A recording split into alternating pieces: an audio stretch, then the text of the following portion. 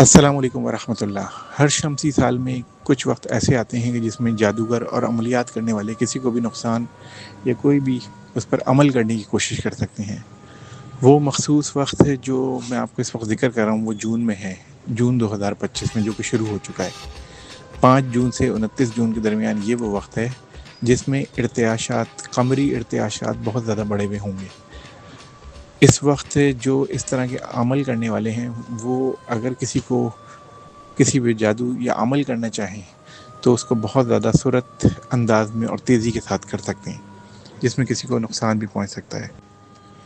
ہر شمسی سال کے ارتعاشات کے تحت مختلف عمل کے لیے مختلف وقت ہوتا ہے۔ جیسے ابھی جو وقت ہے جون میں، وہ صحت کے حوالے سے لوگ عمل یا معمولات کو کر سکتے ہیں، جبکہ اگست میں مالی معاملات میں مداخلت کرنے کے لیے کوشش کر سکتے ہیں، جو کہ لوگ کرتے ہیں۔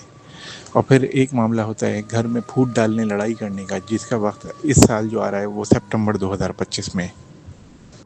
اس درمیان میں جو لوگ ان معاملات سے بچنا چاہتے ہیں، ان عمل کرنے والوں سے بچنا چاہتے ہیں، تو وہ سب سے پہلے نمازوں کی پابندی کریں، استغفار کا زیادہ زیادہ ورد کریں اور درود شریف پڑھیں۔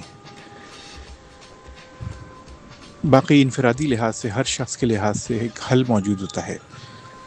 کوئی ایسا حل نہیں ہوتا جو ایک جیسا ہو اور سب پر ایک ساتھ اپلائی ہو یا ایک جیسا ہو، لہٰذا ہر شخص کے لیے الگ عمل ہوتا ہے تاکہ وہ اس سے بچ کے نکل سکے، کسی کے دباؤ سے، کسی کی جادوئی کوشش سے بچ کے نکل سکے۔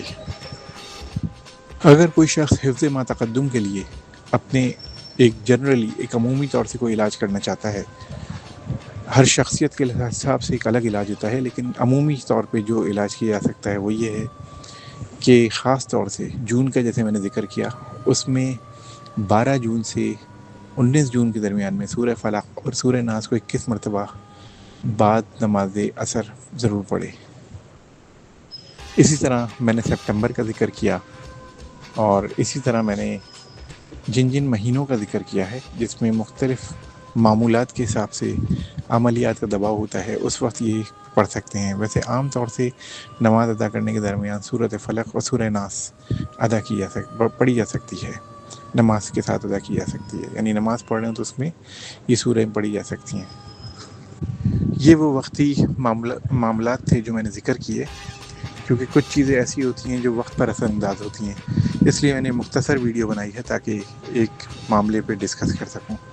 انشاءاللہ باقی آگے میں بیان کروں گا۔